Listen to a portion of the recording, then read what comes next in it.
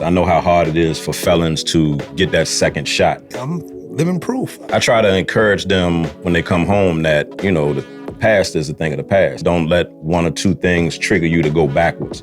Believe it or not, I got mine back in like about a week and a half, 2 weeks, because he signed mine right at the radio station. He signed it right there, got the rights restored, got everything taken care of. I mean, but at the same time. Shouts out to the Illuminati. Yeah, yes. Oh, there you go again. There you go.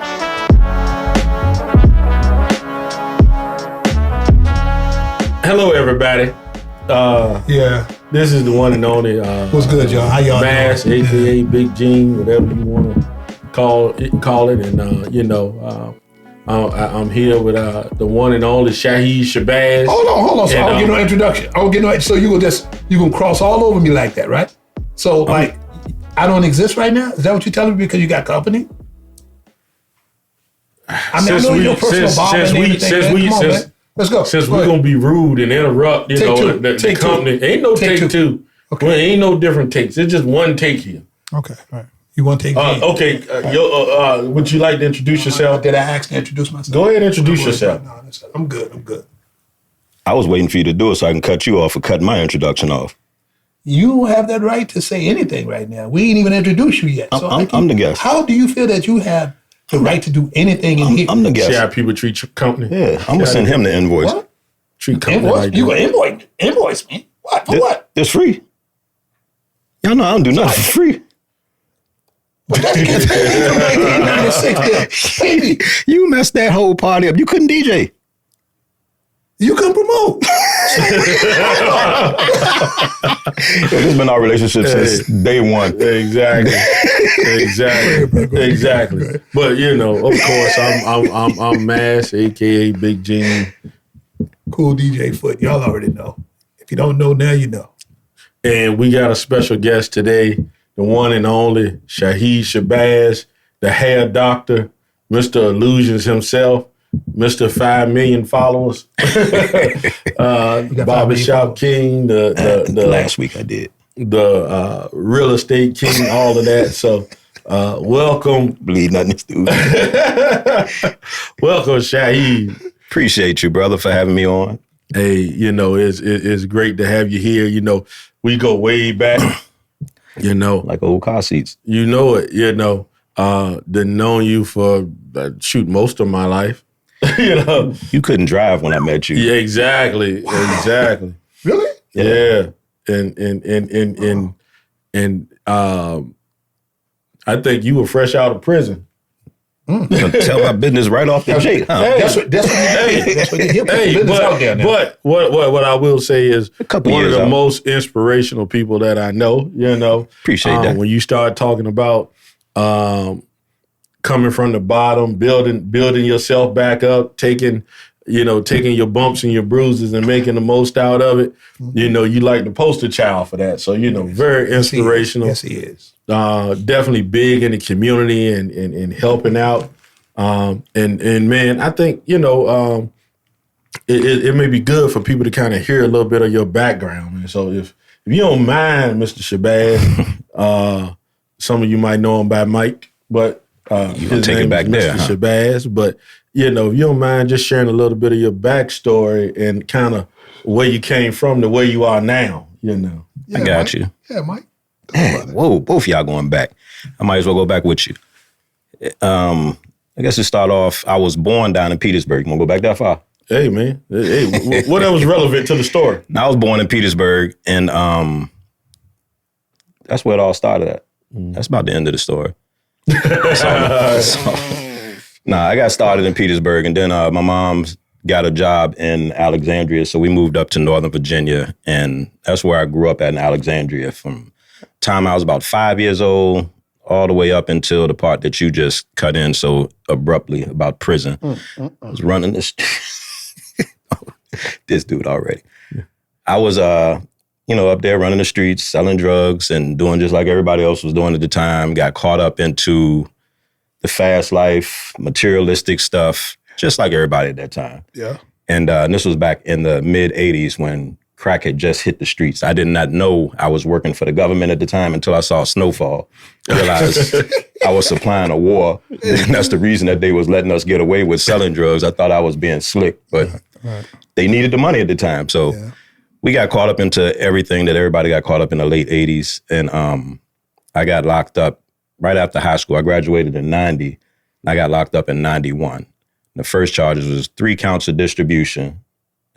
Sat down for about a year, made first parole, came up, and then I came to Petersburg after that. And I knew selling drugs was a wrap after that because I didn't want to get caught doing that again. So I went back to my other part-time job. That was robbing folks. I was a stick-up kid for a few years too. So that went on for a few years in Petersburg, and I ain't gonna go into details about that, but I ended up getting arrested for that in 93. Yeah, 93. I got off good because the guys who was involved with me tried to keep themselves out of trouble, tried to make themselves seem like it was just a joke or a prank or whatever the case may be. So they ended up snitching on me. But like I said, by them trying to keep themselves out of trouble, I didn't get in that much trouble. But because I was still on parole for the drug charges, I ended up getting a couple years for it. So I went in 93, and I came home in 95. And as soon as I came home, I had to come back to Petersburg because my mom had moved to Colorado at the time. I didn't want to go out there. So I came to Petersburg to live with my grandmother and just get a fresh start. Because I know if I'd have went back to Alexandria, I got caught right back up into the same stuff. I wasn't all the way done with getting in trouble, but I knew I didn't want to sell drugs no more. So I had to start something new, but didn't know what it was. So I tried to start working legit, and my first few jobs I got, they hired me, then they fired me about a couple weeks later and was like, yo, we can't hire nobody with felonies. I'm like, but I should have known that it was on the application. So then I started lying on applications and just not putting that I was a felon on the applications. So I ended up just going back to some of the stuff I knew, started robbing folks again. And that's how I was making my money for a few months. It was one of those things where I can go to the mall and meet a girl with no money in my pocket that day, go hit the streets. I'm going to have enough money to go on a date and do all that stuff that night. But that went on for a little while, and then I got arrested for that. So, like I said, I came home in 95, ended up going to barber school, and that was the end of the whole street run. 95 to 97, I was in barber school for about a year, and that went well. Got into a little car accident, took that money from the car accident, opened up the first shop, and that was Trimmers down in Petersburg on Union Street. That's about the time I met this dude. Got me off track a little bit. One of y'all intervene. I was letting you roll. Well, I helped you get back on track. So that's around the time I guess we met, a little bit before that, because you was at Professionals Unlimited. Yeah, that was the first shop I started working at. Yeah, so this cat, I got in the chair and then he was like, man, I don't know who pushing your hairline back like that, but you ought to go smack him. And I'm like, huh? And then, he gave me this whole story about, man, you only need one person cutting your hair, man. You can't be going to like random people, this, that, and the other. And look at that, here it is now, some 30 years later, he's still cutting my hair. So yeah. I guess that was a good pitch, And I couldn't even cut that good back then. Yeah, I know, because he was talking about them guys pushing people's hairline backs, and now look at mine. He pushed it all the way back. All the way back. Come on now. You know what I mean? No, but definitely one of the best barbers in the game, best businessmen in the game. So, man, just tell us a little bit how your journey through business went.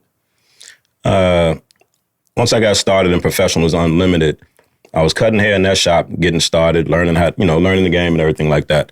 So the next shop I went into, it was the same owner. He went to a different shop. I think Miss King owned the building, but he went into her building and started doing his thing. So we was paying him booth rent every week, but he wasn't paying her, and we didn't know it. So she came into the building one day, started just walking around, was like, I'm going to knock this wall down. I'm going to knock this wall down, had some construction people with her. So I'm asking her, what's going on, Miss King? She said, well, I got this shop downtown that I'm renting, but I own this building. So I'm just going to go ahead and bring my salon up here. So I was like, well, what are we going to do? She said, I'm not sure, but I haven't been getting any money. So I guess y'all just going to be out when I bring my salon up here. that's when I found out he wasn't paying her. So I told her, well, if I can collect the rent, will you let us stay in the building? Because we ain't got nowhere else to go. She was like, all right. I said, I'll make sure, I guarantee you get your money. So that first weekend was real odd. The guy owner name was James. He came to work and everybody worked the whole day. He came around at the end of the day, was like, it's time to collect booth rent. I'm like, well, I already got the booth rent from everybody else. I need to get your booth rent. Of course, he looking at me like, heck you talking about? So that's when he found out. I told him, Miss King, gave us the ups that you won't giving up the booth rent. So I'm taking over. He didn't like it. He came through the shop one night, turned the water on, flooded the shop, and all this other stuff, stole everybody's clippers. We went through all of that. But eventually, Miss King came up to the shop and we had the spot in the back, the barbershop. So I was collecting booth rent, paying her. I realized if I can run her shop, the barbershop part, I can run my own shop. So I convinced Mark at the time, rest in peace, Mark. Rest in peace, Mark. But convinced Mark at the time, bro, we can do this on our own. We can, just save up a few dollars and find us a building and go ahead and do our own thing. So, like I said, once I got into a car accident, saved up that money, that's how the first shop got open. Mark added some money to it. I got my car accident money, left my car raggedy, and went on to open up the first shop. So I just figured I didn't want to go somewhere where I can be fired. I got my own shop. Can't nobody fire me, so that was the main reason. It's big stuff. Now, Mr. Shahid has gotten multiple shops and different things he's got his hands in and other businesses as well. Definitely a great success story.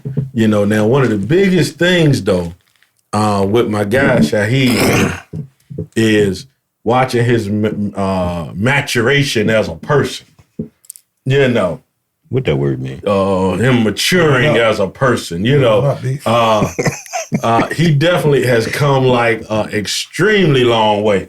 I remember when he first became a father and, his son cuts hair now and everything right beside him in the shop and all. But, Shahid was one that I thought would probably never get married and be dolo forever, But, things change. People grow over the years. So now, with all of the wild stuff that you've been a part of, man, and done, man, the transition now, and I see you now as a dad and as like a great like the best grandfather in the world, it looks like on the internet. We had to see you about that and see what Ali has to say about that. Yeah, I talk to the grandbabies. Talk to the grandbabies? Talk to the grandbabies. Oh, okay. But man, they love their papa. From what you came from, man, how did being a parent change you, man? Like did you kind of had like an aha moment? Like some people like, yo, I got a baby coming, like, I gotta buckle down, or was it just more of a natural thing? It was definitely the trouble part was in the past. Once I had my children, it was a game changer. But it also put the battery pack in my back that I got to do something, and couldn't be just a barber. I need to be the shop owner. I need to do some stuff to make extra money to make sure these kids are straight. So that was the reason I went hard all these years that you see me always doing stuff and grinding. Like I was just telling Foot, I just always had the attitude of it can be gone overnight for whatever reason. I don't know if that come from trauma in the past from losing stuff. I got to talk to you about that. But yeah, it was just a thing of I got to keep grinding. And that's why I ended up having a few businesses over the years and doing stuff for the community and stuff like that. Because I just didn't want to stop, didn't want to slow down. I feel like I had to keep going to make sure my kids were straight. Well, your grind always been crazy. I mean, you've always found a way to make things work. You know what I'm saying? You always had ideas. You always had this. You always had that. And you definitely were a go-getter. From day one. Yeah, exactly. And you're always thinking of a master plan, and that's a good part about your grind, man. You be out there grinding, yes, sir. Watch the next. I ain't just saying that off the record. I'm saying that because I mean that. I mean because I know you. You've seen a lot over the years. We only have a lot of conversations, so I know you know. And we done sit there and just had conversation. I was like, no, Shahid, no, man, no. I mean, we done fussed and we done argued about this, that, and the third, and we almost came to blows a couple of times. But you listening to what other people tell you, man, and sometimes you gotta listen. You gotta pay attention. You know what I'm saying? I mean, I ain't God, but look, I know. I want to see that fight. Right. What? Man, you weren't even thought of that. You was still a virgin, man. Shut up, man. You ain't got nothing. Look. I ain't fighting no more. Why is this guy? Can you tell him how far back we go, man? You say he won't even drive when he. I'm sitting here trying to think. I won't drive it. Don't look down on me because I'm not looking down on you. Now, you know what I'm saying? I'm looking down. He talking about you, Lord, to see that fight. You know we don't fight. Do we fight? We might argue. You just say you almost came to blows. Yeah, and I'm old now. Foot put his hands on me. I'm going to the authorities. Yeah. Well, back then I would have put my hand. I'd have put all paws on him. Man, I'd have stumped him out too. Foot was a loose cannon back in the day. Sir. Come on, man. Foot was cool as I don't know what, but at any given time, you set him off the wrong way. Come on, man. I see that. He's the same way in here, man. You know, I know he'll still pop off. You know, Dan being here, sometimes I see Dan over there wondering why. Look, co-sign that. Don't co-sign that, He being here threatening me. He threatened to hit me with a table one day. Which Dan are you talking about? This one. I threatened to hit you with a table. When? Oh, somebody threatened somebody to hit somebody with the table. That's why there ain't no table here no more. Yeah, the table over there somewhere. I knew it was a table here before. Come on, I knew it was a table here before. It was a table, but it's all right though. Yeah. You know, tables trigger you or something? No, this guy just in the way, man. Now, you know, I know for me, my daughter came. I was in college. I wasn't doing well at all. You know, I think my GPA was like a 0.7. I ain't even had one. You know, I was on my way out the door. You know, but it did spark something in me and spark a change. You know, and kids are beautiful in that way. You know, kids can motivate you. Tell me about it, man. Yes, but kids can be aggravating too.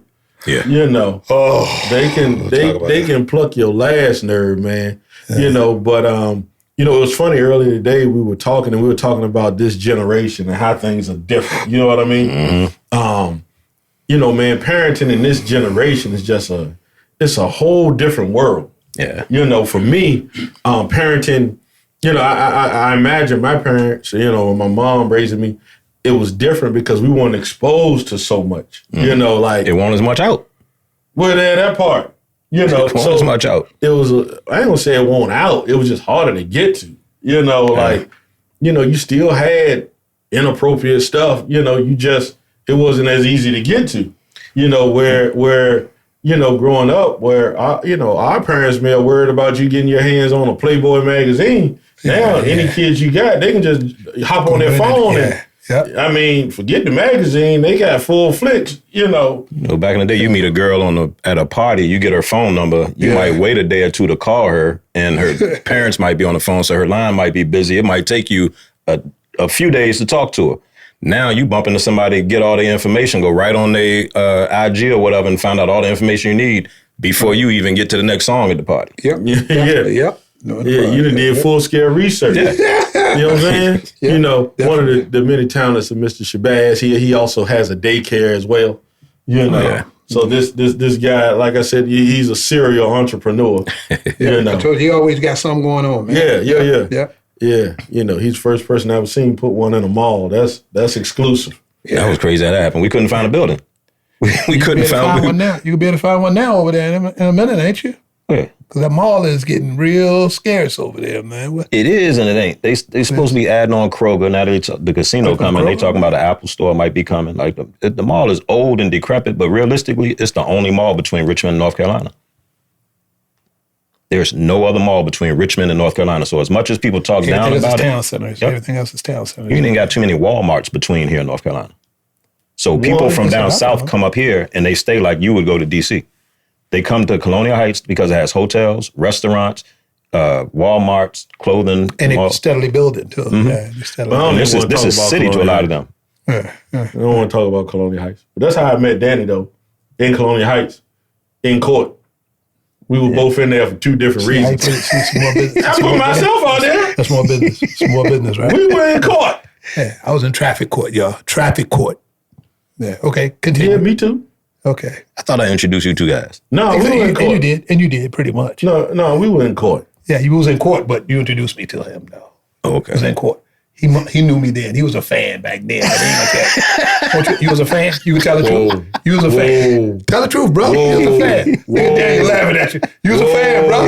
You was a fan. Never been a fan. No, ain't no pause, but I'm just saying, but you was a fan, bro. Never been a fan. Like, hey, foot, man. He met the radio foot. Yeah, there you go. He didn't know who he was, man. Yeah, he was a fan, bro.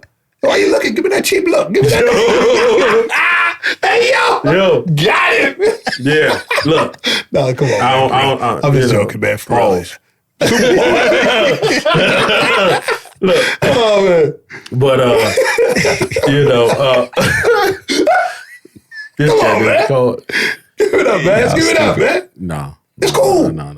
No, I did have a Foot Clan or two tape back then with Crockett selling them junks. Yeah. On the low. Yeah. You won't get none of that money. I ain't never bootlegged none of your stuff. Yes, you did. Yes, you did, man. You just bootleg everybody's stuff. Not the people I knew. So why you talking about somebody putting people's business out? Not the people I knew. I ain't bootlegged you or Trump. He incriminated himself. It's been over 7 years. I'm good. The statute of limitations go. It's over. I don't know if it's a statute of limitations. Heck of a run. Not nowadays, right? You never know. Like Nino Brown at bootlegging back then. Yeah. Oh, man. That was a good era, too, now that I thought about it. For real. I'm not an accessory. Between the two of you guys, though, man, for real, I think, for real, Gene and I really linked up at your shop. And that's one of the good points in my life, man, because for real, if it weren't for this guy, a whole lot that I got now, I wouldn't have because of him, man, and I appreciate him for everything. Him, his mom, his family, everybody. You, Shamika, the whole family, man. Ali, I still pluck him, like it was still like that, but just y'all two, man, I just thank y'all because we knew each other, but you introduced me to him. So, I mean, hey, man, I just thank God for y'all, man, for real. I mean, it's a blessing. It's truly a blessing to be sitting here with two guys that, for real, I've seen over the years just blossom to be those guys, man. And y'all are those guys, man. I got to give y'all flowers right now because, for real, y'all deserve them, man. Y'all deserve them. You out here, you got your real estate, you flipping houses and doing what you do, man. That's another business there. That's a good thing, but you over there, you the businessman. I mean, you brought me in, and man, took me under your wing and showing me this and showing me that, man. I mean, I'm forever blessed. I'm forever indebted to y'all guys, man. I don't owe y'all nothing, but I'm forever indebted to y'all. I love y'all to death, man. We met when both of us were still nobodies in the big game. Yeah. Trying to grow, trying to blossom. So I watch you do the same. Yeah. You went from the club DJ to getting fussed at about stuff there to running the show to eventually getting on the radio, going on the road with Trey and all that good stuff. Yeah. Like I watch you blow up over the years too. Yeah. You the real mayor of Petersburg. No, he's from Dinwiddie. Well, you the deacon of Dinwiddie. Okay. Yeah. Couldn't think of that with a deacon. Yeah, he's a Dinwiddie. Deacon of Dinwiddie. So, man, I think one of the things I want to jump into, right, man, me and this guy had done a lot of stuff together. So, like, he started midnight basketball in the city, things like that. We would come through and be a part of that, man, really trying to do stuff to curb the violence and things like that in the community. Being that, his past, he added so much to that area, then giving back to try to change that area, that's a big thing and well respected in any hood, anywhere he go, right. Man. But when you look at today's world and culture, and everybody's talking about the youth and things like that, and some of the issues, whether it's from music to just the violence in the city, man. Somebody like yourself, man, what do you see as like the answer? Like, what is the answer, community-wise, parenting-wise? What do you see that needs to happen, man, to really impact the community and impact the youth in the community? I think that our generation is a huge part of the problem. Indirectly, we grew up and we had to do certain things. Our parents made us do certain things.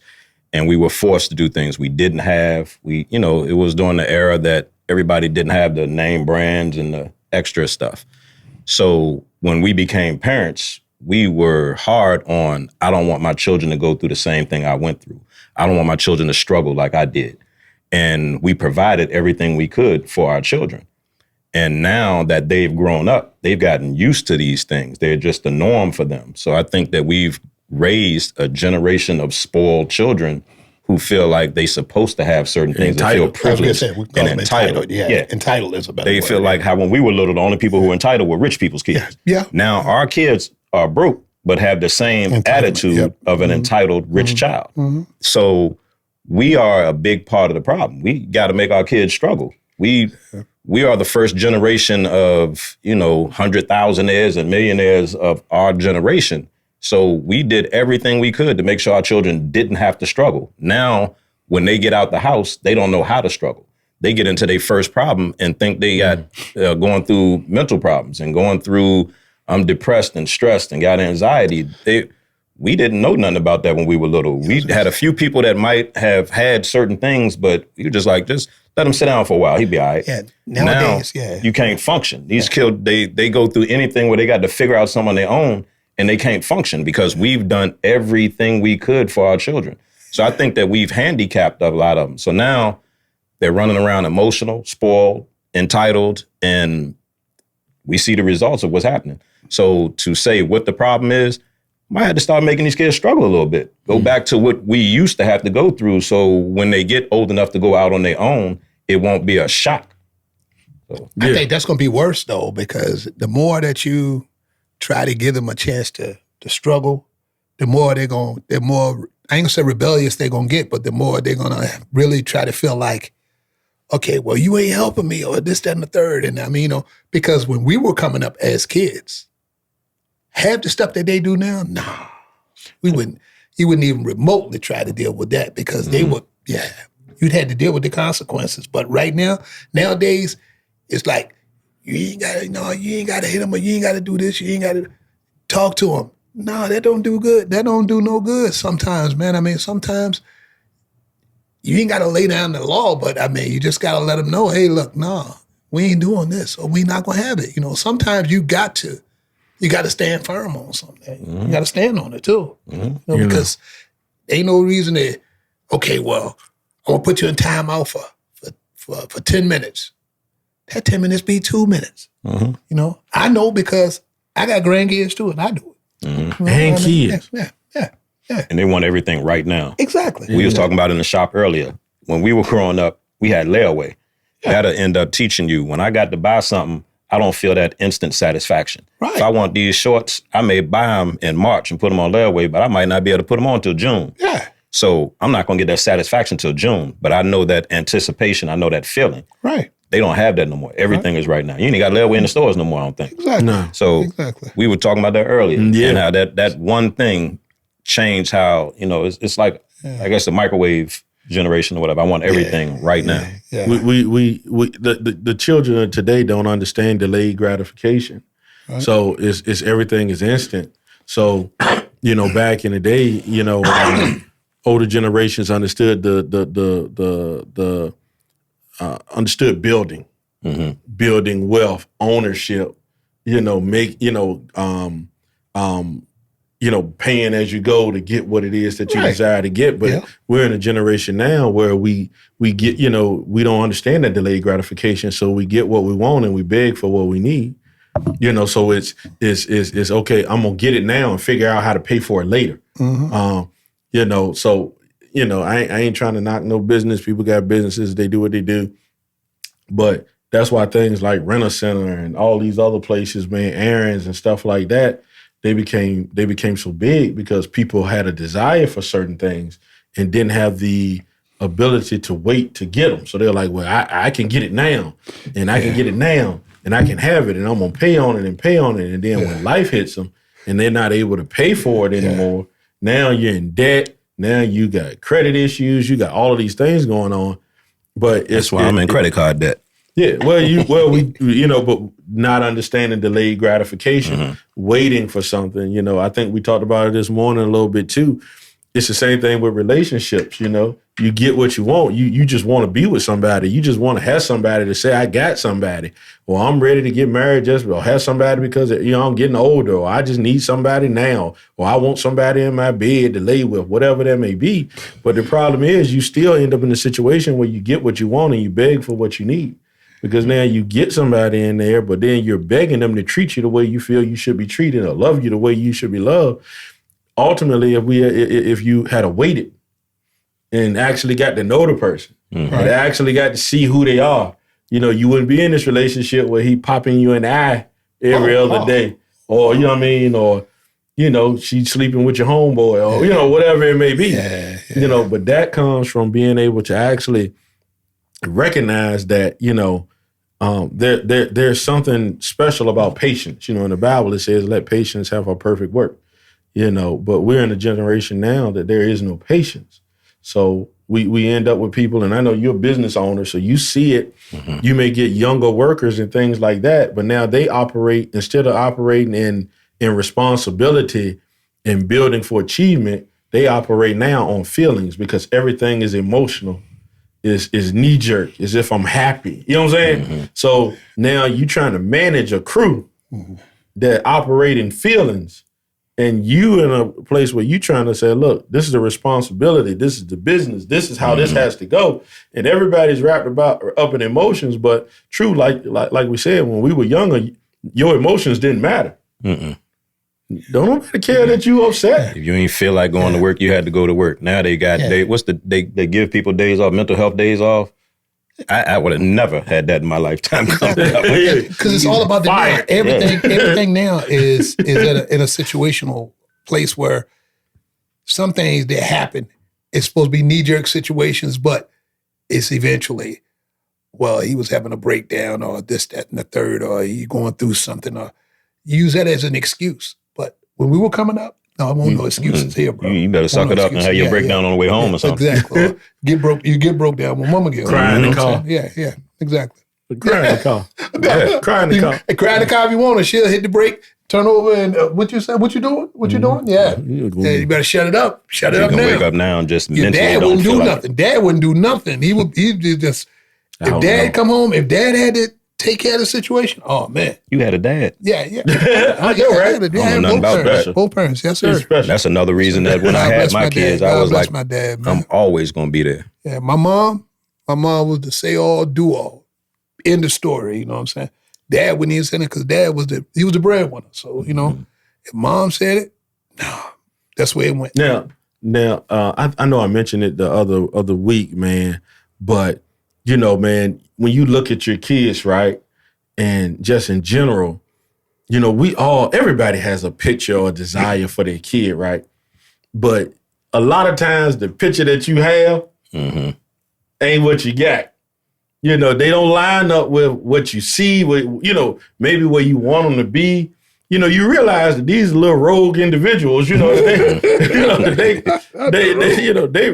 really got their own mind. You know, they really see the world differently. You know, and a lot of times we want to pour our mind into them. But when I was talking about what I said the other week, I had to apologize to my son. Yeah. You know what I mean? I had to apologize to him, man. I picked him up from school, was bringing him home from college, and I was like, you know what? You know, there's some things that I didn't teach you that I'm kind of holding you to the standard for. And, you know, the thing is, did I actually pour that into you? You know what I mean? But then I had to realize that there's some things that I couldn't pour into him you didn't have because it wasn't poured into me. So, you know, I found that I was struggling to talk to my kids. You know what I mean? You know, the conversation was just awkward. You know, it's just, hey, how you doing? How was your day? Oh, you know, anything interesting happen at school? Anybody get to fighting? Or I don't know. You know, but I found, man, that you know, part of the problem is I never had a father to talk to me. So as a father, I struggle to talk to them. And it's hard to give somebody something that you ain't got because if it wasn't poured into you, it wasn't done. And I started to look at things like, man, I was 33 years old the first time I went fishing. Mm-hmm. And I was out on a church trip with a bunch of other men, and they just laughed because I ain't know how to cast the reel or nothing. I'm just out there. I dropped straight in the water. You know what I mean? Mm-hmm. It didn't go nowhere. They getting the kick out of it. So you had a fishing pole instead of a rod and reel. I had a rod and reel. I just ain't know how to use it. I ain't know what I just dropped them off the water like a fishing pole, right? Yeah. When do I push the button? You know what I mean? When do well, guess what? I never had been fishing. Right, okay. So nobody had ever taken me. Gotcha. So how am I going to know how to use a fishing rod? What's crazy is I'm the same thing. Yeah. Didn't have a father there. So first time I went fishing, I had an uncle that got married into the family. I didn't know the uncle. Uncle didn't really know me. So the family thought it was a great idea. Go out here, go fishing with your uncle, so y'all can get to know each other. We were out there on the water for about 5 hours. At least I thought it was. Didn't talk about nothing. Didn't catch nothing. So I was traumatized. I never wanted to go fishing again. Oh, wow. I can't stand fishing. Yeah. So I felt the same way. It was certain things that I didn't know. Mm-hmm. And because I didn't have a father. My mother, when something break down in the house, she called somebody. Yeah. So to this day, I know how to call people. Mm-hmm. I can fix a few things, but not many. So when people like, you don't teach your son this, I teach him how to call people. I got plenty of resources. I know if I need to get a party going, I call Foot. Yeah. I need this, I call you. I got resources. And you beat me with the price. Exactly, man. So with me and him, it was funny. We was having a conversation and it was good because I was like, man, sometimes I've tried to teach you stuff that I felt like a man should know and things like that. And I was like, I force you and your siblings to go out fishing, you know what I mean? And we go out there and y'all just kind of having an awful time. But I'm just putting bait on a hook, hoping that it catch. Yeah. But I don't know how to fish. So all I can do is teach y'all how to not catch fish. Can I tell you why, though? I mean, this problem happened probably because as a child, he didn't have to do things like that. Not mandatory things, but you know what I'm saying? Like if you were one of those kids that had to rather be chop wood or you do household things, if you didn't have to do it, then you didn't know how to do it. So that's excusable in many ways.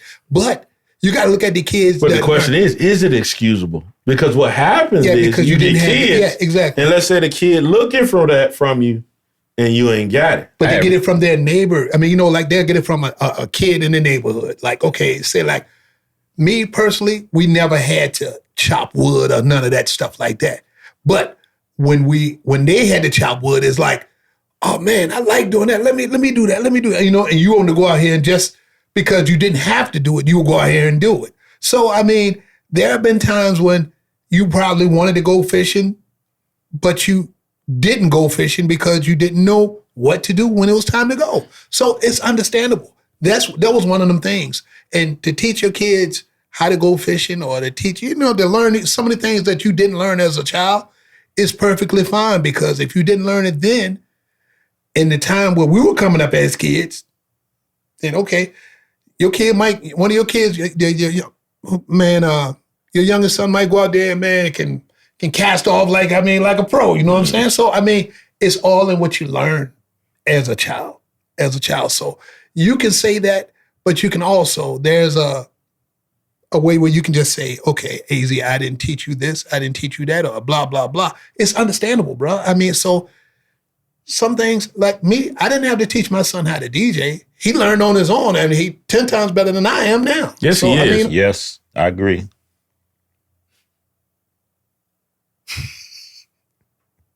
Okay, I'm done. Go ahead. Now go ahead. Keep talking. Going off what you're saying, though, I agree totally.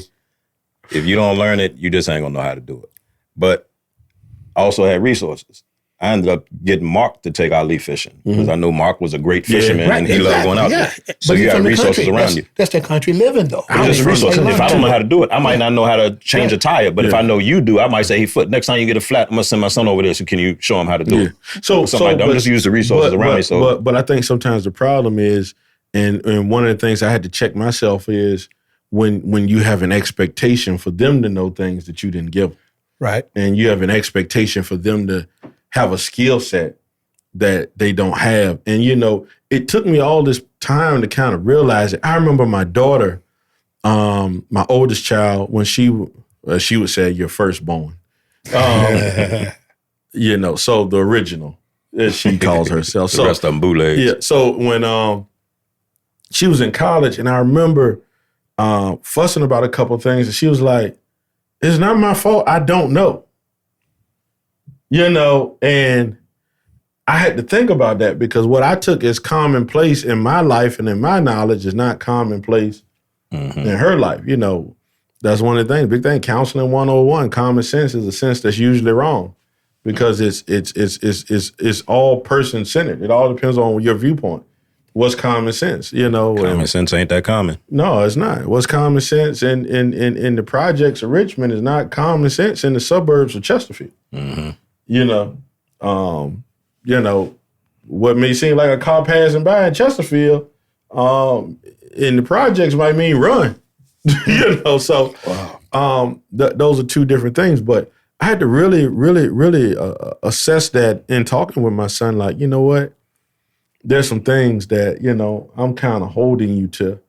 And then I'm like, well, where did that standard come from? And did I teach you that standard?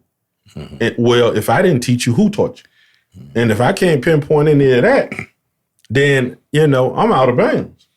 You know what I mean? Because now I'm holding you to something that I ain't give you, and I ain't put you in a position to learn.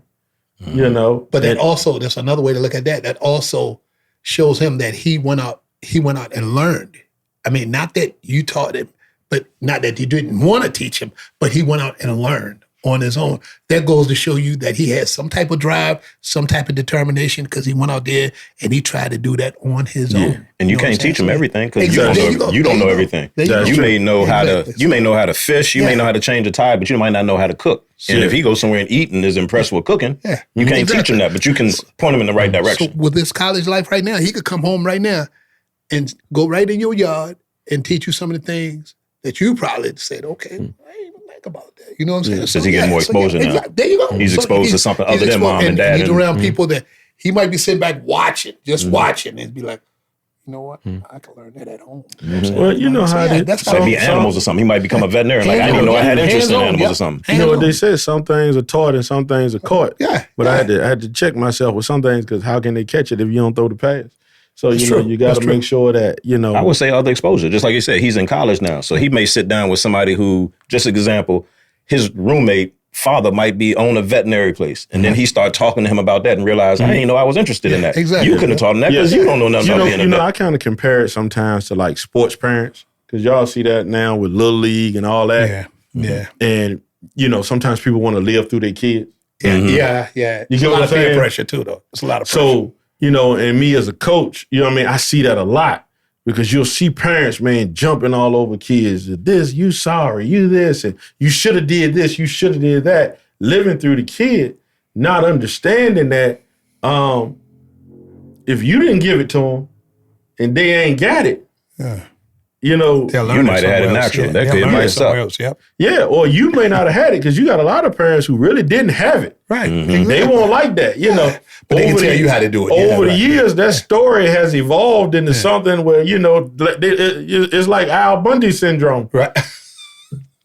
You was a mediocre player when you was little, but as an adult, you was the greatest thing on earth to your You telling the story greatest one of when you were scoring the game-winning touchdown. Come on, man. You know, but the reality of that is it was in practice. You know, of all people, why you had to come with Al Bundy though? Hey, come man, on, man. Just came the greatest running back in Polk High. Man. Polk High Al Bundy. Greatest ever did it. Come on, man. Let him tell it. Exactly. Let him tell it. You know what I'm saying? So yeah, it's understandable though. But man, I mean, some things your kids learn on their own. You know what I'm saying? So I mean, everything ain't.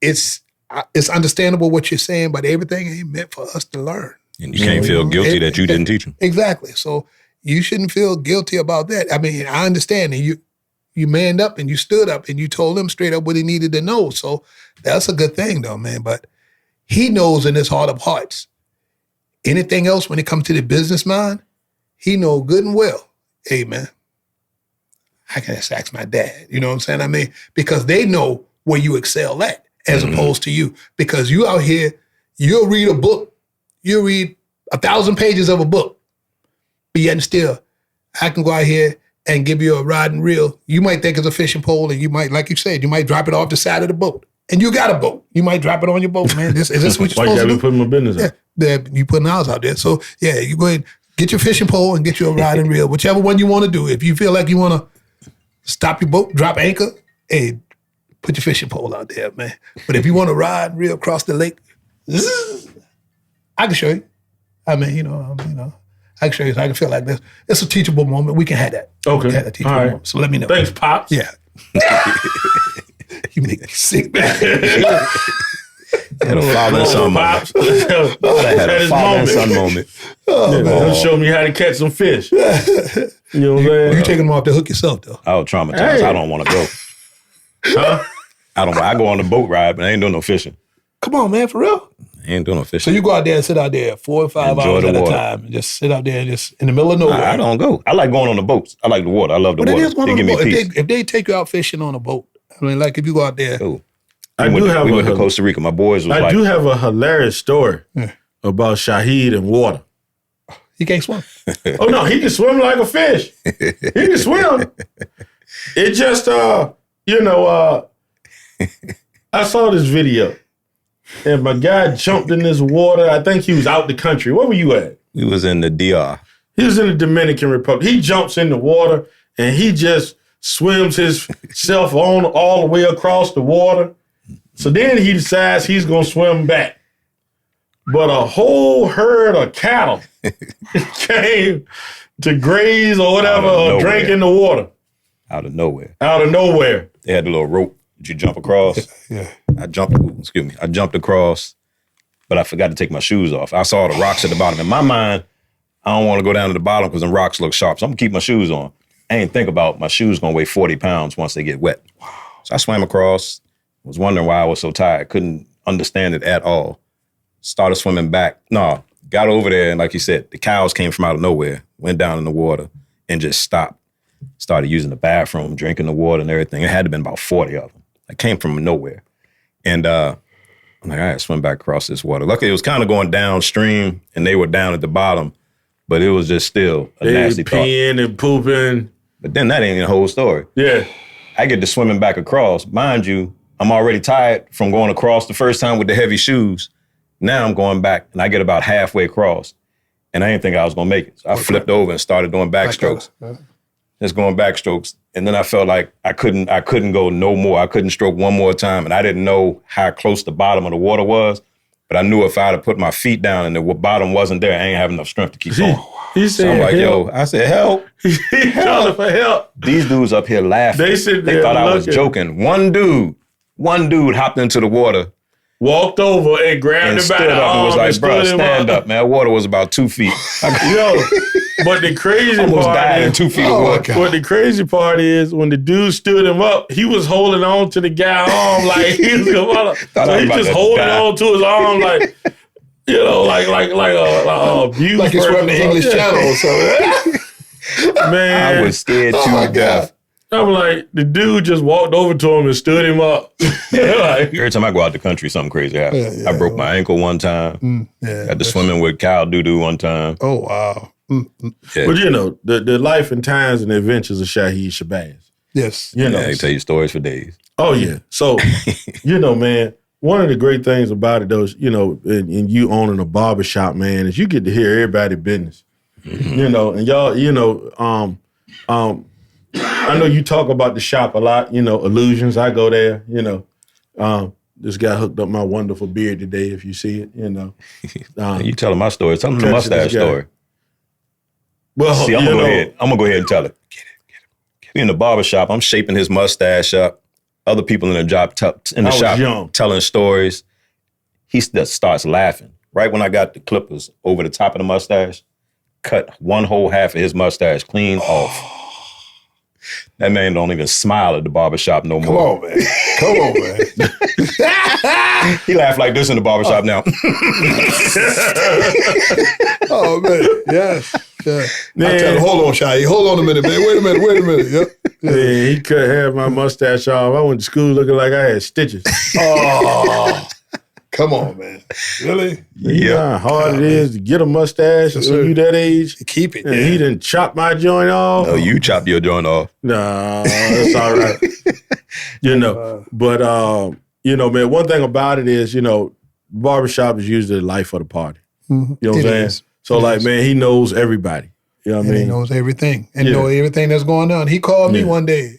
Hey, Foot, man, I heard they get make another move. I heard they you out though. You ain't coming back. You coming home, man. I said, where you heard that at? I ain't know.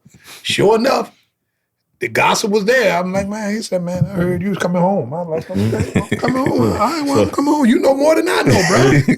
Yeah. Man, but, you know, in the barbershop, and one of the things, man, like I said, you know, we talked about your story, your backdrop, man. One thing I seen in the barbershop, and I seen over the years, because I've been around since basically the beginning, man, is how you try to mentor felons. Mm-hmm. You know what I'm saying, man? Like, what advice or how do you know, what's your motivation in that? What do you see, like, man, and like that causes you to gravitate so much to help felons, or even guys now that might have felonies or might be in jail about to come out, or prison is about to come out, man? Like, address that, man, as a whole. Well, a lot of it, of course, is because of my past. I know how hard it is for felons to get that second shot, and I know how people look down on felons and stuff like that. Sir. So I try to encourage them when they come home that, you know, the past is a thing of the past. Things have changed. Don't let one or two things trigger you to go backwards.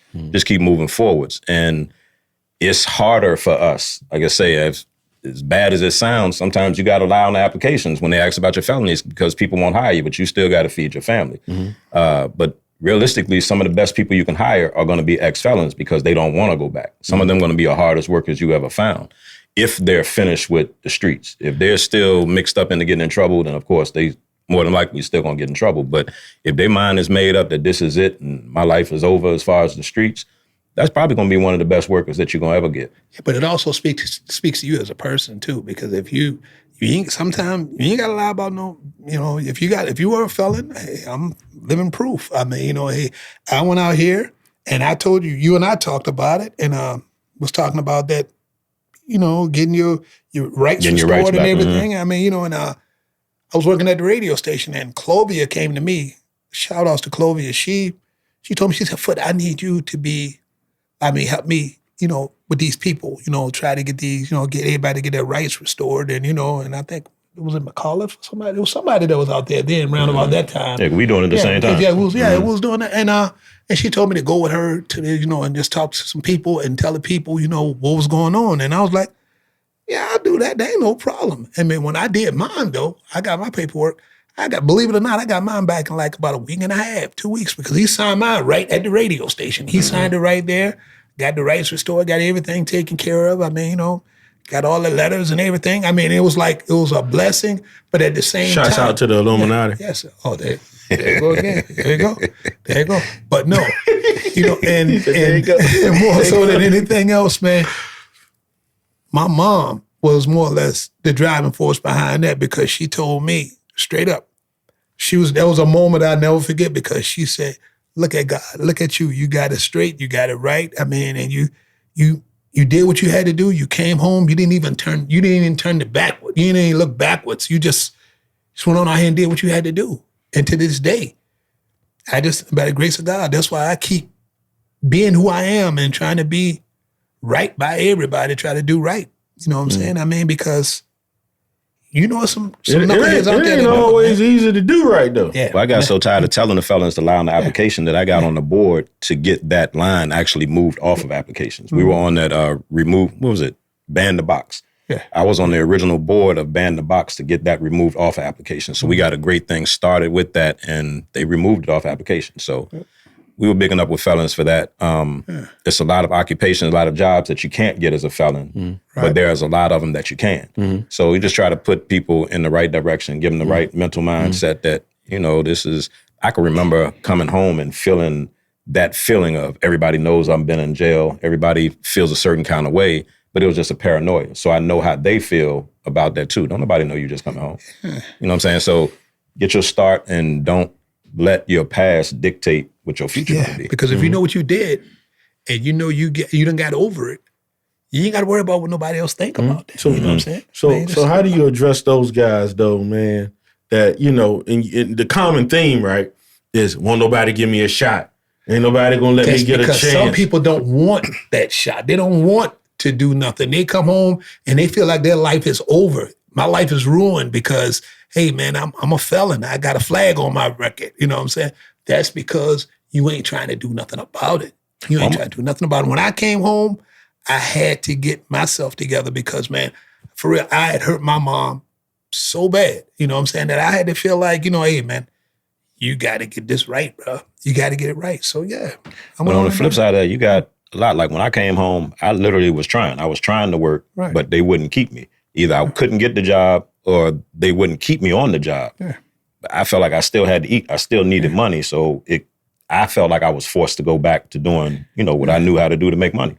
But I was trying, for real. But luckily for me, I was out there trying to do what I was doing. And when I got caught out there, I was still DJing. I was in the military. I mean, in the reserves. See, y'all similar. He was in the military too. I was working at for the ABC and all of that. I mean, I was doing all of this. I used to drink. Yeah, exactly. So yeah, I mean, you know, and still out there listening to other people, you know, the enticement of $1, man, will ruin you, man. But nowadays, these cats feel so entitled that if they go out here and wreck a vehicle and get in trouble and feel like they ain't done nothing wrong, you know, okay, keep on thinking that. Keep on living by that. You know what I'm saying? I mean, but nowadays they just don't want to learn. They don't want to listen. So some of them they let them go. Let them go. But you try and you try and you try. All you can do is try. Sure. But I mean, you can't drive it. You can make them want to do it, but if it's up to them to do that, though, you know what I'm saying? That's up to them, you know? So I think one of my things, man, moving along with that is, man, you know, since I've known you so long and we had such a close relationship, man, you know, I've seen you try to help people that burn you. Oh, yeah. You know what I'm saying? Mm-hmm. Like, legitimately try to help people and then they burn you. Mm-hmm. You know, so of course we didn't heard your story. We know it ain't all roses. It's legends about you out here. You know what I'm saying? You know, setting people on fire and stuff like that. You got all kinds of stuff that people know. But man, how do you? I was trying to make sure that the city was healthy. I didn't like people smoking in it. Okay, I got you. Yeah. But man, but man, you continue to do good stuff. You know what I'm saying? You continue to try to help people. You continue to, I mean, regardless, even when people kind of almost like they spit in your face, man, how do you manage that? You know what I mean? How do you keep the old you the keep Mike from coming out over Shahid? 1978. That was my state number. That's what kept me out. I don't want to go back to having a state number again. Right. That state number is tattooed in my brain more than my social security number is. Mm-hmm. So when I get into situations where I feel like it's going to go left, I go right, try to walk away from it. Mm-hmm. I already know what it could turn into, and I don't need to ever go back to that place where I was with that. And it takes a whole lot to get me, you know, off my rocker, but then it's just off when it's off. But I haven't had to be like that in years, so it was like, I guess, back then, to stay out of trouble, I considered it like I walked on eggshells for so long, it just became the way I walked. Mm-hmm. So if I'm going to get into it with you, it usually wasn't just going to stop at, you know, just little light stuff. So instead of it going further, I just back all the way away from it. That way I just got used to doing it. Mm. I'm non-confrontational. I don't want no problems. That's all right. You know, hey, man, that's big stuff, man. So it took a lot. It took, like you say, a lot of testing, a lot of people that did different things to me that won't right. And they burnt bridges. And then years later, I continued to go. And sometimes I ran back into some of these same people. And it's always a funnier thing now that, you know, the situation is a little different. So, but yeah, it was a lot of people. I ain't gonna go into names. And there's so many people who accused me of doing things, put, you know, bad vibes on me, so I was a certain kind of way, but my circle was so tight. MU, Muhammad, and all of those guys, they could be out in public somewhere and they can hear stories. And it's like, nah, that ain't true. I know him. I think Foot probably been places and heard different things and was like, nah, I know him. So it's just like if I hear something about you, there's certain things I know you. So certain stories I'm not going to be able to hear. But I'm going to question you about it or say this is what's being said about you or whatever. So that's how it was with a whole lot of stuff. A lot of people just said certain things. I even heard stories about my barbershop was started by some dude that was selling drugs, funded my whole shop, and he got arrested. And I'm running around doing all this stuff and bragging about it's my shop. And he's supposed to come home and come take the shop and all this other stuff. And it was just some funny stories that I heard over the years about how, and I'm like, I literally opened that shop from CDs and DVDs. So I know where the money came from. Yeah, we won't go into the CDs and DVDs. It's been 7 years. We can talk about it. Is that the statute of limitation? Or is that the number of years you just got in your mind? Probably got some of my tapes in there. I might. No, I didn't bootleg your stuff, brother. Now everybody want to bootleg your stuff. Not you, not Trey, not your stuff won't anybody from the city. My stuff won't what? Copywritten. You were playing everybody else stuff. That don't even count as bootlegging, DJ. We ain't had to buy your CDs. We could hear you at Flavors every weekend. Nobody want to hear those. Yeah. So, and Dan, we probably just roll, man, for a minute. You know what I'm saying? And, we chop it up how we chop it up because Mr. Shabazz is yeah, I started off kind of nervous. I'm good now. Yeah, he good. So look, right? So I want to talk about this, right? Now, this guy on social media and stuff now, and I see him, is like Mr. Husband 101. Like he's the picture of what women want in a husband. He's always putting a post. They gonna eat lunch together every day. They having all these dates and all this stuff. They just going everywhere. Him and Linda just in love and love and love. And, I thought this guy would never get married. I didn't either. I thought this guy would. I definitely didn't. I thought he was like a lifelong bachelor. Like, you know what? This is what it is. This is my life. You know what I'm saying, man? I swear it was too, bro. And he was definitely bacheloring. Man, what was the shift? Man, that threw you into saying, I'm gonna get married. You know what I mean? Like what? It caught me as much off guard as it did you. Mm-hmm. I was, for the sake of the conversation, bacheloring it up to the best of my bachelor ability, and ended up meeting Linda. She jumped in my inbox, not on no crazy stuff. She was interested in doing some of the community stuff I was doing. She was interested in being a part of.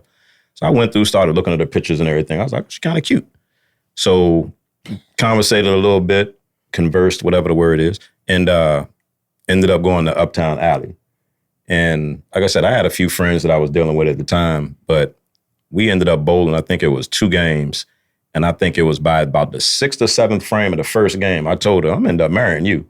It was just a different feeling and a different vibe that I got from rocking with her. So I knew that I hadn't had that feeling in a long time, but dealing with so many different friends and dating and stuff like that, you don't just catch that kind of feeling every day. So I knew once I felt that, I had to pursue that a little bit more. And we went on that date. She went home that night. We went out again the next night, and we've been together every night ever since. She's been back and forth every single night since then, other than when I go out of town or something like that. But it's dropped out the sky. So what would like married you now? You know what I'm saying? And you see the good things of married you, say the bachelor you. You know what I mean? I remember we used to talk and I'd be like, man, getting married is the best thing I ever did. But what would married you say the bachelor you, like to combat what bachelor you was thinking? Well, when I was a bachelor, I think I stayed a bachelor for a long time because I was trying to get my businesses off the ground. And I felt like a relationship would have slowed me down or altered what I was doing. So I stayed away from relationships. Once I got established a little bit more, that's when I was like, I need to open my mind and open the door up to letting somebody in. And me and her went out at the time. I still didn't think I was ready, but I knew I felt something different. So like I said, I pursued that. But it definitely wasn't something that I was planning. It just happened. So how would married Shahid brag to unmarried Shahid? I would say keep your mind open, bro. It ain't over. Have as much fun as you can, but when you meet the right one, you gonna know. But the whole marriage thing used to push marriage a whole lot. And I just didn't see it because I didn't have that feeling for nobody when I was, running the streets. So once I saw what you was talking about all these years, I tell people all the time, marriage is a beautiful thing if you do it with the right person. If you're going to be arguing, fussing and fighting, disrespecting each other, that ain't the right person. Me and my wife, both of us are non-confrontational. So we, to this day, it's been 6 years, we haven't had an argument. We disagree, but we know how to talk to each other. We can have conversations. It's just like, if I can call Foot, that's my homeboy. I ain't gonna use Foot because we cuss each other out a lot. If I can call you because you my homeboy, I'm not gonna argue with you if we have a disagreement. We got a level of respect for each other. If So I can respect you like that. That's what you're telling me, you got no respect for me? That's what you're telling me? Stop the presses. Okay. So you're telling me you ain't got no respect for me? Let's go ahead and go there. So if I call you and we talk and we argue, we don't argue it, that's how we know each other. So you're gonna fake the funk with me. No. To be straight with him. I had to change it up because me and you might argue. Time out. Him? So you're gonna fake it. You're gonna take it to the street with me, but you're gonna keep it in the church with him. No. Me and That's you, what it sounds I like might you call doing. you and we might actually argue. Not a real argument, but you know how we play for That's what it sounds like argument. you doing. For the conversation, I said that I didn't want to argue because I'm not We're confrontational. arguing right now. We ain't confrontational. That's why I don't call you about relationship stuff. So my point is, if I can talk to my brother without arguing, Okay. why can't I go home and do the same with my wife? And that's what a lot of people do. You'll makes go home sense. and argue with I your like wife that. and makes cuss sense. and argue and fuss, but makes sense. you I show like your that. homeboys the most respect in the world. Yeah, I like that. Who you really love, bro. Yeah, I know. So that's why I looked at it. It's like, I'm not going to give that same drama to my homeboy. Why would I give it to my wife? Yeah. I get that. So we're going to get all your business out here, right? Let's get it. We want you to put out all your feelings, man. So look, right, what about in the community, right? Because I know for years, you know, man, I know how it is. You can be doing something, people will complain about what you're doing. You know what I mean? Then they complain ain't nothing being done. Never said this. You know. I know you've kind of had some gripes and things in the past about that, man, but what's your thoughts, man, on people who kind of critique what you do, and how you do, even though they ain't doing that? That was always a thing, like the back to school drive. When we started doing the back to school drive, we were... Don't name no names. Nah, I ain't gonna name no names. We were some of the only ones doing it, and then it got to be so big, other people wanted to do the same thing. But like you said, each year we would have people that would critique it, say what we should have done, what we shouldn't have done. These same people don't come out to help with nothing. They're not donating nothing. They don't even share a post on social media to help your thing out, but got so much to say about it. So, but I look at it like it's so few of them compared to the actual love and help, that support that we got over the years. Mm-hmm. So a lot of times I didn't feed into it. I might have got upset a few times and made a few videos talking about parents who was taking stuff from the back to school drives and returning them to the store and stuff like that. They do that still to this day. So, yeah. I mean, and they know who they talk. They know who they are. They know who they are. They do it every single year. They start from the time the kids are in pre-K all the way up to kids about in the 5th or 6th grade, man. I mean, they come in there and they'll bring somebody else over here. Well, okay, you got to drop your stuff off. Okay, where's your kid? Well, he ain't here. Okay, well, he got to be here to get it. Well, I don't think that's fair, and blah, blah, blah. Why are you getting all into... Man, you know what? You don't need soapboxing. And we've helped and handicapped our people by doing those back to school drives because now a lot of parents feel like I don't have to go out and buy school supplies because there's going to be some drives that I can go to. Exactly. I had one woman come to me one year with about 7 or 8 book bags full of stuff. And I was like, that's what's up. You donate, that's nice. She was like, yeah, I done went to so many of them and these been sitting in the closet for 2 years. Right. My kids ain't need them, so I guess I might as well give them back. Right. Why would you take 7 book bags full of stuff that you didn't need? That's what they do. Then I got families coming to me that need the stuff and we done ran out of stuff. Right. Then I got to come out of pocket just to help. But those that's what they families do. That's what they do. That's what those greedy people do nowadays, man. It's some greedy folks out there, man. That struck a nerve with Danny. Exactly. Yeah, exactly. Taking away from the kids who need it, ain't it? Exactly. Yeah. That was the whole point of doing it. I mean, we love our people. We know our people, so we just had to adjust. It was, matter of fact, that's when we changed the back to school drive. Instead of giving the book bags to the families, we say, you know what, we're just going to get all the supplies and give them straight to the schools. That's where the kids need them at. So that kind of altered that, and we changed the whole game of that. They actually started a book book thing where the teachers could come and get supplies in Blandford. I think they still even got that open nowadays, but it was a long time ago. But there was a lot of people who would talk about everything and wouldn't come and do nothing, wouldn't help with nothing. Like I said, I just ignore those people. It's all right. You know, now that I think about it,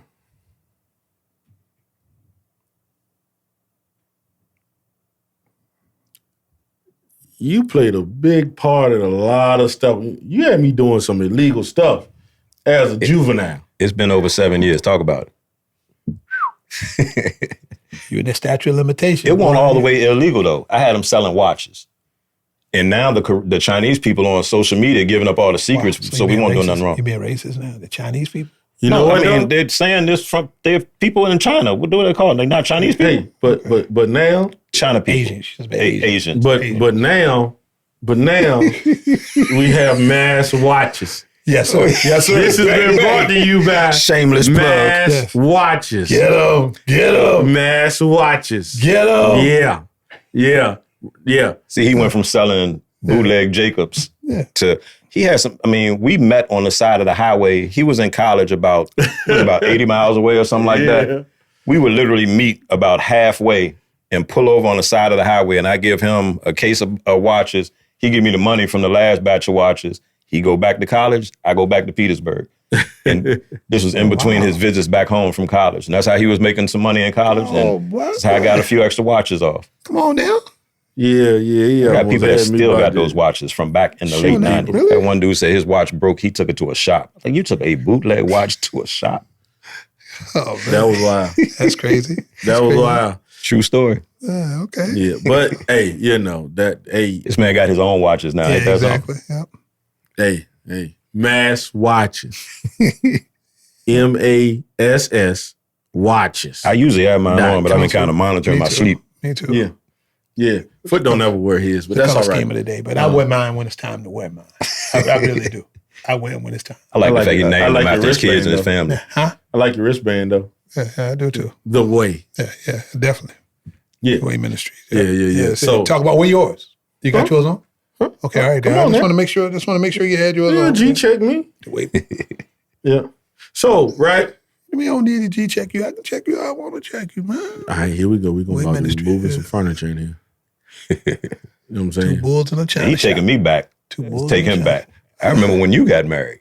Oh, Lord. We ain't going there. Yeah. Talk about it. Talk about it, bro. Talk about it. You want to talk about anything? Let's talk about that. No. Yeah, let's talk. I remember when you got married. You got the floor? Funny stories about that. You got the floor? I definitely don't remember. But you don't remember nothing. I got one. The day I got married, how he pull up in my yard with about 10 people. I was like, where y'all coming from?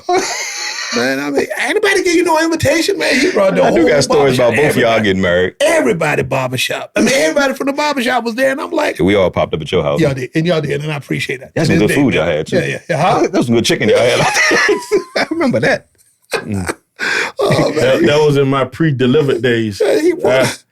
But I don't remember mean, it. They had- pre-delivered? Pre-delivered. So Let you me mean tell he my was too version good of the to come? story. Oh, okay. Huh? All right, okay. Oh no, man! You know- no, at that time, man, I was It's way before the- drinking and all that good Oh, stuff. wow. He was a sinner then. We won't drink. Yeah. Well, this is the reason he stopped drinking. It was. That's the last I was in time? charge of his bachelor party. Oh, When wow. I wasn't in charge of it. His homeboys was in charge, but they was whack. I ain't gonna say they was whack. The entertainment that they got was whack. What y'all So- had with your bachelor party, bro? I don't know. I don't remember. Me and You was Keith out? went and called some, bachelor party participants. And You did? no. Keith, they used to work in the shop, little curly hair. yeah, Keith, from Philly. Yeah, okay. So we were waiting for them to come because the first ones didn't work out. Mind you, it was drinks and stuff going on. Like, one of them, a bunch of guys in the hotel room. Libations. Yeah, little libations going on, little spirits and everything was in the air. So when the entertainment finally came, they went into another room and started getting ready. Somebody ended up falling asleep in a chair. And that's why I looked stayed. over and said, this dude is asleep. Tried to wake him up, won't no waking him up. Well, one monkey don't stop no show. The whole party went on, and he missed the whole party. Oh, wow. He finally woke up the next day when everybody was gone and I guess he woke up probably like, how was the party? The man said all he kept hearing was just the door opening and people laughing, and he was just in and out the whole night. The most he moved was like this. He was the whole night. I said, this dude don't ever need to drink again. I think that was the last night he said he drank. Come on now. Come on, man. Really? But I can honestly say he did not do nothing wrong at that party. Yeah, he's a saint, man. Let him tell it. 'Cause he ain't got no type of dirt. He ain't got no nothing. Ain't nothing out there. I've been He's cutting his hair like for many, many years. That's a good dude. Yeah. That's a good dude. As a matter of fact, like I told you, you introduced me to him through the football game. That's when he was doing the when he did the football game. When he got robbed out there. Yeah. Oh yeah. I was hot about that too, man. I was hot about that. What made it so bad? He sent a guy home, sent me to tell me, hey man, can you take such and such and such home? I ain't gonna call no name. Yeah. But I was like, all right, man, I'll take him home. You don't know how bad I wanted to get him on 460 and just open the door, just push him right out, let him roll right. I'd have put him right out on 58 and 460. He'd roll right around it. You know, when you come around the curve and I'd have dropped him off right there. Boom, let him roll in the bush. Yeah. But it made no difference. But hey, I did that on the strength though, man, because Rob knew. Yeah. Rob knew. He needed a DJ. I said, I know what to do to call. Yep. He called me. Yeah, man. And you know, this day, he took care of me too. He took care of me that day. You know. Had me out there, sitting way back there, away from everybody else.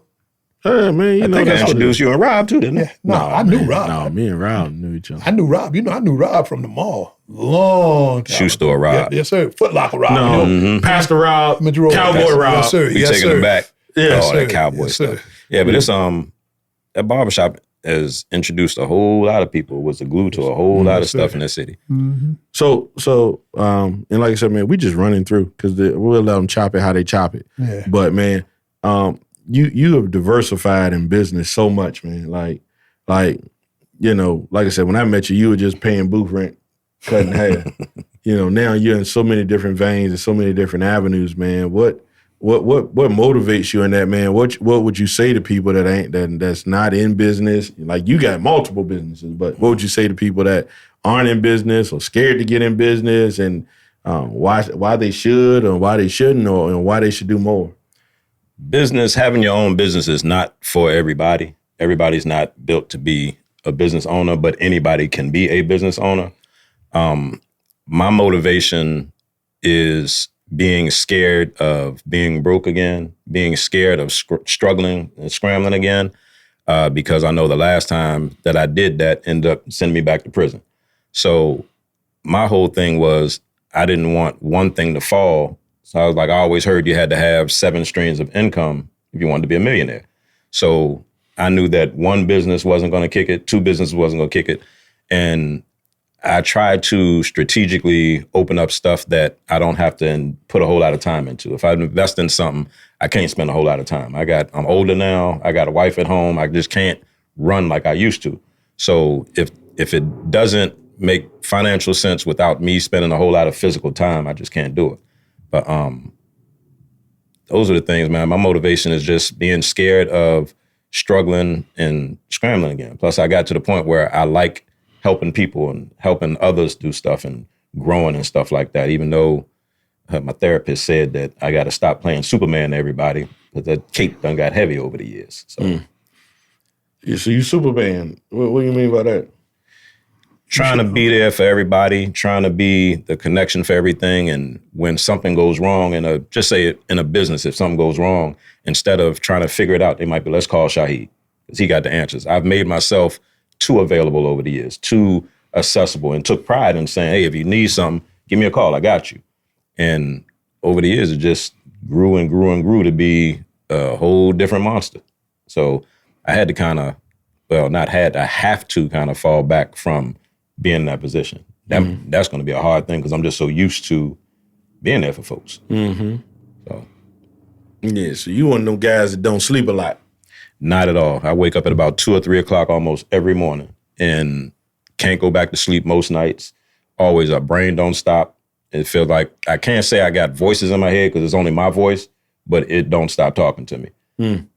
I don't stop talking, however that may go. But yeah, it don't stop. My brain don't stop. So I wake up in the middle of the night thinking, I literally will wake right up and be like, what bill need to be paid? What need to be fixed at the shop? I wonder if Foot DJing a party this weekend. So my mind just don't stop. And I wanted to slow down. It's funny that the only way I can slow down is being around fire or water. If I'm around fire, my brain just goes straight blank and just chill. Like I can be in front of a fireplace, a forest fire, whatever. Fire and water. That's why I love going on vacations to the beach and going on boats and stuff like that. I finally get a peace of mind. I would encourage you to stay away from fire. Yeah, I try to stay away from fire now. It's got me, I can't even say it got me in trouble, but it almost got me in trouble. You terrible. You terrible for that one. Yeah, we gonna stay away from that because we got stories of Ali. We'll let him tell his story. Fire. Fire been a part of my life for a long time. Now that I think about it, went from me to my son. Yeah. I was starting the fires. He just got caught on fire. That's all right. I love that. Man. Ali, man, that's my guy, man. Shout out to Ali. Mm-hmm.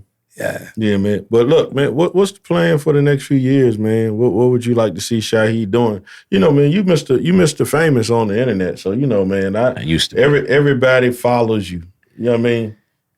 I'm trying to get also hilarious on the internet too. I try to live life funny, man. If you can't laugh at stuff, what's the point? I try to keep everything funny and lively and be, I ain't gonna say the life of the party, but you know, just I like things lighthearted and funny. So, but as far as the future go, I want to get deeper into real estate. That's the direction that I want to get deeper into. Everything that I have now, like I say, I feel like it's dependent on other people and other things. But real estate is more so on the house and the market and stuff like that. So I definitely want to get deeper into that. So if I can open up more shops, so be it. I just don't want to have a headache and stress all the time. So.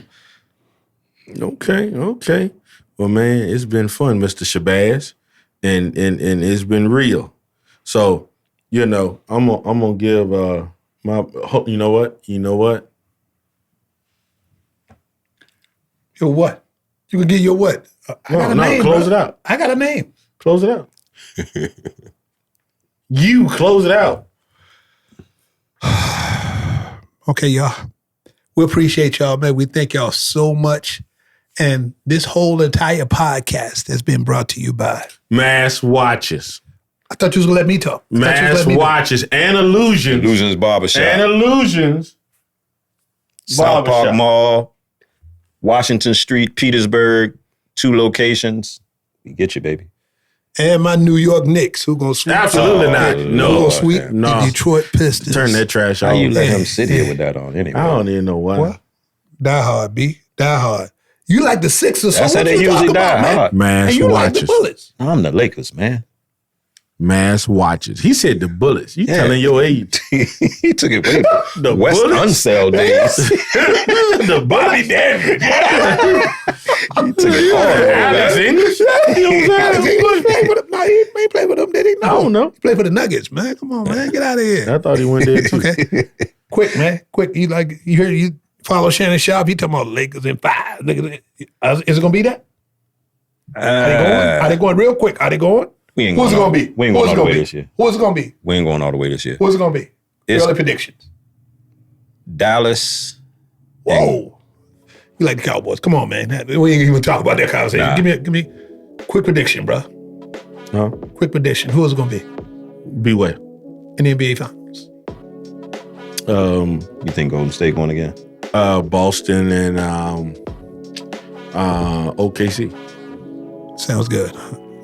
I got Boston going all the way again. I can go with that too. Boston and OKC.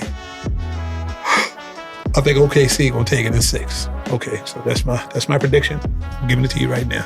Once again, this being brought to you by Mass Watches for the big homie, Big Gene. Special guest, Shahid Shabazz, aka Mr. Double M. All right, Danny. Streets. Thanks, Mike. Cool DJ Footway, man. We appreciate y'all. God bless. Yeah. We'll see y'all on the next go And if round. you follow Shahid, then follow us. We need 5 million followers. Hey, man, cut the mic. Cut his mic off. Come on, man. We appreciate y'all. Thank y'all. God bless.